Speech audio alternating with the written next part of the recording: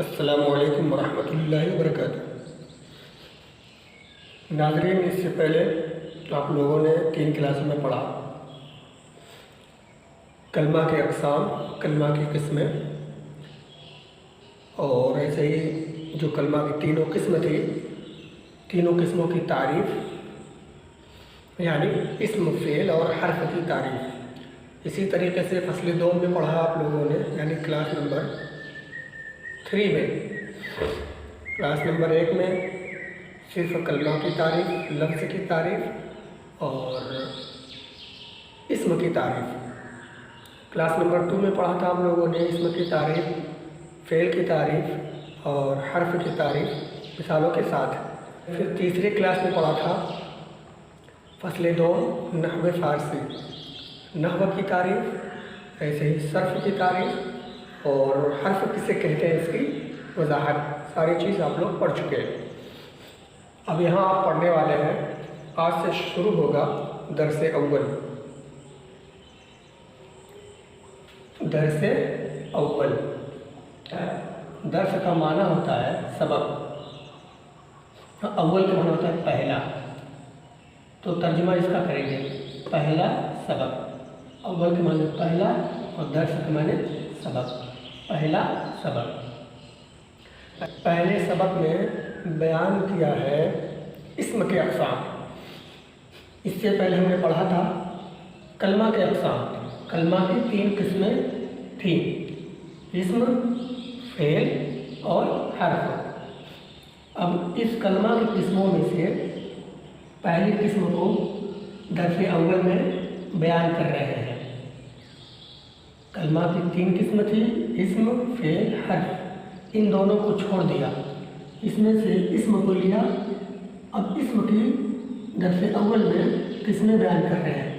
اسم کی 2 قسمیں ہیں، اسم کی 2 قسمیں ہیں۔ کون کون؟ نمبر 1 مفرد، نمبر 2 مرکب۔ اب مفرد کسے کہتے ہیں، مرکب کسے کہتے ہیں، مفرد کی کیا تعریف ہے اور مرکب کی کیا تعریف ہے، مفرد کی مثال کیا ہے، مرکب کی مثال کیا ہے، یہ ساری چیز ہم لوگ آج پڑھیں گے اور سیکھیں گے۔ دیکھیے، درس اول میں ہے اسم کی 2 قسمیں، نمبر 1 مفرد، نمبر 2 مرکب۔ اب سب سے پہلے مفرد کی تعریف کریں گے۔ مفرد کا معنی ہے اکیلا، ایک، واحد، اور مرکب کا معنی ہے ملا ہوا، جو ایک سے زائد چیز ہو، 2 یا 2 سے زائد ہو، اس کو مرکب کہتے ہیں۔ مفرد کی تعریف میں لکھا ہے، سوال نمبر 1، مفرد کسے کہتے ہیں؟ مفرد کسے کہتے ہیں؟ اس کا جواب ہے مفرد وہ اسم ہے جو اکیلا ہو۔ جیسے، یعنی مثال دے رہے ہیں، عابد، حسن پور، کپڑا۔ یہ 3 مثال آپ لوگوں کے سامنے ہے، یہ مفرد کی مثال ہے۔ مفرد کا معنی کیا ہے؟ اکیلا، تو ایک ہو، واحد ہو، تو ہو جائے گا، اس کو مفرد نہیں کہیں گے بلکہ مرکب کہیں گے۔ ٹھیک ہے؟ اب دیکھیے، یہاں پہ عابد ایک شخص کا نام بتایا گیا ہے، حسن پور ایک جگہ کا نام بتایا گیا ہے، کپڑا بھی ایک چیز کا نام ہے۔ تو مفرد کوئی بھی ہو، چاہے کسی شخص کا، کسی آدمی، کسی انسان کا نام ہو، یا کسی جگہ کا نام ہو، یا کسی چیز کا نام ہو، مفرد کا معنی اکیلا، اس کو مفرد ہی کہیں گے۔ اب یہاں پہ اگر 2 چیز ہم لکھ دیں، یعنی 2 نام لکھ دیں، یہ مفرد نہیں ہوگا، مرکب ہوگا۔ مثلا عابد اور عمر۔ عابد کپڑا پہنتا ہے، تو عابد ہے، कपड़ा भी है, पहनना फेल है, ये सारी चीज़ हो जाएगी, इसको मुफरद नहीं कहेंगे। अब आबिद कपड़ा पहनता है, ये जुमला हो जाएगा क्योंकि पूरी बात है और पूरी बात को जुमला कहते हैं। ये सारी चीज़ आगे आएंगी इंशाअल्लाह। ऐसी दुनिया के अंदर जितनी भी जगहें हैं, कोई भी हो, बनारस, आजमगढ़, सरायमीर, फूलपुर, शाहगंज, गोरखपुर, मुंबई, ये सब मुफरद है, ठीक है। कोलकाता, बरेली, सब मुफरद है। ऐसे ही हसन ये जगह का नाम हो गया। ऐसे किसी का नाम ले लो, उमर, बकर, खालिद, साजिद, कामिल, फाजिल वगैरह। ऐसे है कपड़ा, किताब, कलम, कापी। इस तरीके की मिसाल आप लोग खुद लिख सकते हैं, बना सकते हैं। बहुत सारी मिसालें हैं, बस ध्यान ये रखना है कि जो भी नाम लें वो एक हो, सिंगल हो, वाहिद हो, तब उसको मुफरद कहेंगे। दूसरा सवाल है मुरक्कब। सवाल नंबर 2, मुरक्कब किसे कहते हैं? इसका जवाब है मुरक्कब वो इस्म है जो दो या दो से ज़ायद कलमात से मिलकर बना हो। मुरक्कब किसे कहते हैं? जो दो या दो से ज़ायद कलमात से मिलकर बना हो। जैसे ये मिसाल है, अतहर का घोड़ा, अच्छा कपड़ा, मेरे घर का पंखा वगैरह। देखिए नाज़रीन, इस मिसाल के अंदर अतहर एक शख्स का नाम है और घोड़ा एक जानवर है। अब यहाँ पर दो इसम हो गया, एक अतहर और दूसरा घोड़ा। अब ये दो चीज़ हो गई, इसको कहेंगे मुरक्कब।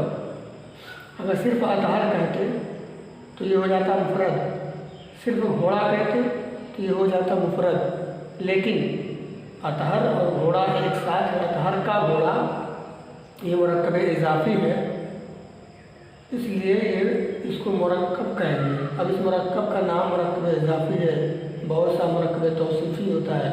ये सारी चीज़, सारी बहस आगे आएंगी। बस आप लोग समझिए, सिंगल इस्म को मुफरद कहेंगे, दो इस्मों को जोड़ दिया गया हो, तीन इस्मों को जोड़ दिया गया हो, ऐसे कई इस्मों को जोड़ दिया गया हो तो उसको मुरक्कब कहेंगे, मुफरद नहीं कहेंगे। कई अच्छा कपड़ा, ये कपड़ा की अच्छाई बयान कर रहा है, तो अच्छा एक अलग इस्म है, कपड़ा एक अलग इस्म है। सवाल नंबर 3 में लिखा है, दर्ज झैल में मुफरद और मुरक्कब में तमीज़ करो।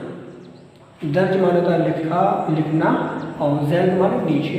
जो चीज़ नीचे लिखी हुई है उसके अंदर मुफरद और मुरक्कब में फ़र्क करो कि कौन मुफरद है और कौन मुरक्कब है। तो हम यहाँ गौर करेंगे, जो हमने तारीफ़ पढ़ी थी, मुफरद वो इस्म है जो अकेला हो, जैसे आबिद, हसनपुर, कपड़ा। और मुरक्कब की जो तारीफ़ पढ़ी थी, मुरक्कब वो इस्म है जो दो या दो से ज़ायद कलमात से मिलकर बना। उसी तारीफ़ की मदद से हम लोग इन मिसालों में फ़र्क करेंगे, अलग करेंगे, जुदा करेंगे कि इसमें, इन मिसालों में कौन मुरक्कब है और कौन मुफरद है। तो हम गौर करते हैं ज़ैद। ज़ैद यहाँ पे सिर्फ अकेला है तो होगा मुफरद। अशफाक की कुर्सी, ये अशफाक एक अलग इस्म है, कुर्सी एक अलग इस्म है, ये दोनों मिलकर बना है अशफाक की कुर्सी। जब दो इस्म मिल गया तो हो गया मुरक्कब। आजमगढ़ ये मुफरद है, मेरी किताब का वरक ये मुरक्कब है क्योंकि किताब, वरक, मेरी ये दो से ज़ायद है, ये अकेला है, ये भी अकेला है। कापी ये भी अकेला है, सिंगल है। कलम ये भी सिंगल है। अच्छे लड़के की आदत, देखिए अच्छा एक अलग है, लड़का अलग है, आदत अलग है, ये तीनों मिलाकर मुरक्कब हो गया। सुनारी घड़ी, सुनारा एक अलग है, घड़ी एक अलग इसम है, दोनों मिलाकर मुरक्कब होगा। नदी ये मुफरद है, उम्दा टोपी ये मुरक्कब है। तो इन मिसालों को छाँट कर, अलग अलग कर दो कालम बनाकर लिखना है। एक कॉलम मुफरद का और दूसरा कॉलम मुरक्कब का है। इसमें से छाटेंगे, जो मुफरद होगा वो मुफरद के कॉलम में लिखेंगे और जो इसमें मुरक्कब होगा वो मुरक्कब के कॉलम में लिखेंगे। ठीक है, मैं आपको दिखा दे रहा हूँ किस तरीके से कॉलम बनाना है। देखिए, आप लोगों को इस तरीके से कॉलम बनाना है। यह है मुफरद और यह है मुरक्कब। एक कॉलम ये है और एक कॉलम ये है। इसको दो हिस्सों में मैंने तकसीम कर दिया है।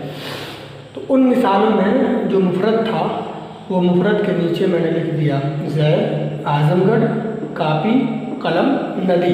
ये सब मुफरद हैं, इसलिए इन तमाम को मुफरद के कॉलम में, मुफरद के खाने में मैंने लिख दिया। मुरक्कब, अशफाक की कुर्सी, मेरी किताब का वरक, अच्छे लड़के की आदत, सुनहरी घड़ी, उम्दा टोपी। ये सब मुरक्कब थे, इसलिए हमने मुरक्कब के खाने में लिखा, मुरक्कब वाले कॉलम में लिखा। ठीक है, तो आप लोग इन तमाम चीज़ों को अच्छे तरीके से समझ सकते हैं। देखिए, ये चीज़ें जो मैं बता रहा हूँ ये शुरुआत की चीज़ें हैं, बुनियादी चीज़ें हैं। इनका जानना बेहद ज़रूरी है।